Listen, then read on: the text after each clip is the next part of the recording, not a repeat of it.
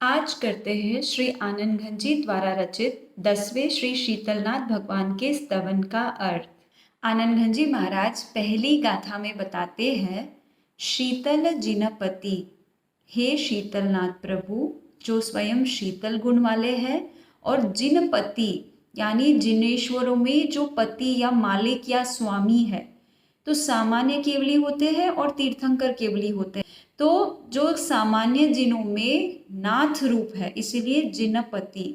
ललित त्रिभंगी, ललित यानी सुंदर, त्रिभंगी यानी 3 प्रकार वाले, विविध भंगी यानी बहुत प्रकार वाले, मन मोहे मन को मोहने वाले, करुणा कोमलता, करुणा रूपी कोमल भाव है जिनमें, तीक्ष्णता यानी कठोर भी है, उदासीनता यानी जो उदासीन भी है, सोहे यानी ऐसे 3 विरोधी गुण से जो शोभायमान है।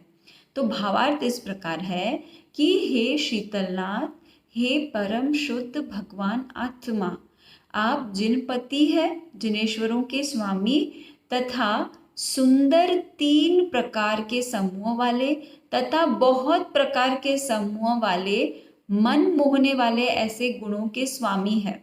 और वे 3 भंगी इस प्रकार है, आप में करुणा रूपी कोमल भाव भी है, आप तीक्ष्ण कठोर भाव वाले भी हैं, और उदासीन अर्थात तटस्थ भाव वाले भी है। 3 विरोधी गुणों के समूह से आप शोभायमान हैं। आनंद घन जी महाराज दूसरी गाथा में बताते हैं, सर्व जंतु हित करणी करुणा, सर्व जीवों के हित करने के कारण आप करुणावान है। कर्म विदारण तीक्ष्ण, कर्म शत्रु को नाश करने में आप तीक्ष्ण कठोरता वाले हैं। हानादान रहित परिणामी, हान अर्थात त्याग, आदान अर्थात ग्रहण करना, त्याग और ग्रहण करने के परिणामों से रहित वाले, उदासीन वीक्षण यानी उदासीन भाव से आप देखते हैं। तो भावार्थ इस प्रकार है कि प्रभु आप तो सर्व जीवों के हित करने वाले हैं, यानी आप तो करुणा गुण वाले हैं, तथा कर्म शत्रुओं का समूल नाश करने वाले हैं, और इसलिए आप तीक्ष्ण कठोर गुण वाले भी हैं, तथा इष्ट अनिष्ट को ग्रहण अथवा त्यागने में आप उदासीन भाव वाले भी हैं। आनंद घन जी महाराज अगली तीसरी गाथा में बताते हैं, पर दुख छेदन इच्छा करुणा, यानी दूसरों के दुख को नाश करने की इच्छा ही करुणा भाव है। तीक्ष्ण पर दुख रीजे, और तीक्ष्ण या कठोर भाव दूसरों के दुख में प्रसन्न होना। उदासीनता उभय लक्षण, और उदासीन भाव तो दोनों ही लक्षण से अलग ही है, यानी वे न प्रसन्न होते हैं न अप्रसन्न होते हैं। एक ठामे केम सीझे, ये तीनों विरोधी गुण एक स्थान पर कैसे हो सकते हैं। यानी आनंद घन जी महाराज भावार्थ में बताते हैं कि 3 क्वालिटीज है, एक करुणा, एक तीक्ष्णता और तीसरी है उदासीनता। तो दूसरों के दुख को नाश करने की भावना ही करुणा है, और दूसरों के दुख में मजा आना ही कठोर भाव है, तीक्ष्ण भाव है। और तथा दूसरों के सुख हो या दुख हो, उसमें कोई अंतर ही नहीं, यानी आपको न तो प्रसन्नता है न अप्रसन्नता है, आप तो उदासीन भाव वाले हैं, यानी आपको कोई फर्क ही नहीं पड़ता है। तो ऐसे 3 क्वालिटीज जो कि विरोधी है, ये तीनों एक ही स्थान में कैसे हो सकते हैं, ये आश्चर्य करने वाली बात जो है आनंद घन जी कहते हैं। आनंद घन जी महाराज अगली चौथी गाथा में बताते हैं, अभय दान तिम लक्षण करुणा, अभयदान यानी भय से मुक्त करना। तो परमात्मा की करुणा अभयदान लक्षण वाली है। तीक्ष्णता गुण भावे, आत्मा के गुण भाव में रहने से पुद्गल के प्रति तीक्ष्ण हो गए हैं।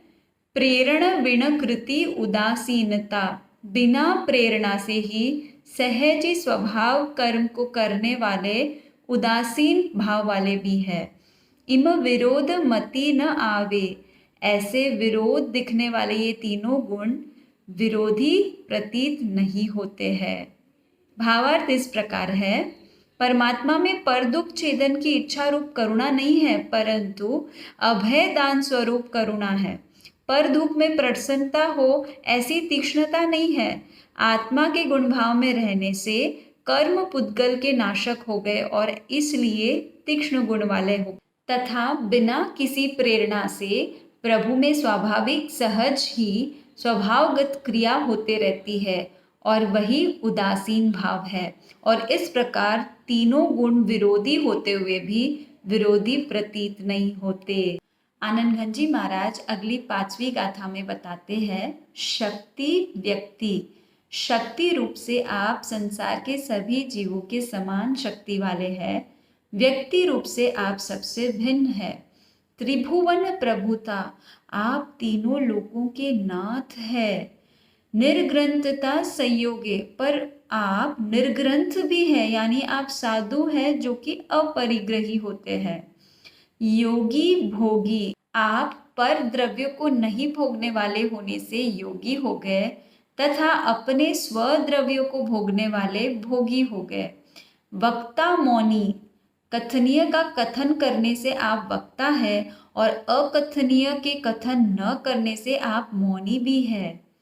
अनुपयोगी उपयोगे रे, पर में आपका उपयोग नहीं रमता है और इसलिए आप अनुपयोगी भी है, तथा स्व में ही आपका उपयोग निरंतर लगा हुआ है और इसीलिए आप उपयोगी भी है।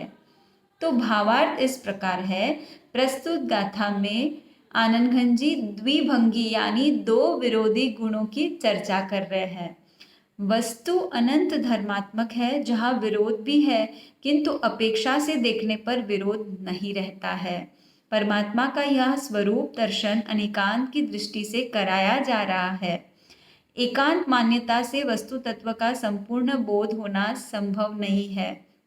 शक्ति व्यक्ति, त्रिभुवन की प्रभुता और निर्ग्रंथता, योगी भोगी, वक्ता और मौनी, अनुपयोगी और उपयोगी, ऐसे द्विभंगी गुणों से आप शोभायमान है।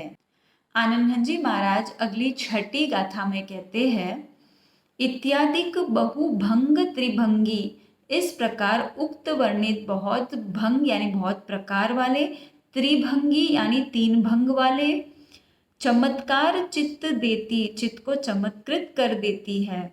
आश्चर्यकारी चित्र विचित्रा, आश्चर्य करने वाली ऐसी चित्र विचित्र सापेक्ष दृष्टि है या अनेकांत की दृष्टि है।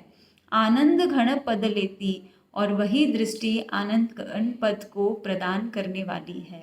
तो भावार्थ इस प्रकार है, उक्त वर्णित बहुत प्रकार के त्रिभंगी द्विभंगी चित्त को चमत्कृत कर देती है तथा आश्चर्य करने वाले चित्र विचित्र सापेक्ष अनेकांत दृष्टि जो है वह आनंद घन पद यानी मोक्ष पद को प्राप्त कराती है, ऐसा आनंद घनजी महाराज कहते हैं। प्रस्तुत स्तवन का अर्थ करते हुए मेरे अल्प बुद्धि द्वारा जो कोई त्रुटि हुई हो, त्रिविध मिच्छामि दुक्कडम। विस्तार से पढ़ने पर बहुत से अर्थ और भी उपजते हैं। स्वाध्यायी गण प्रस्तुत स्तवन के विस्तार पूर्वक पठन करके और भी अर्थ जानने का प्रयास करें।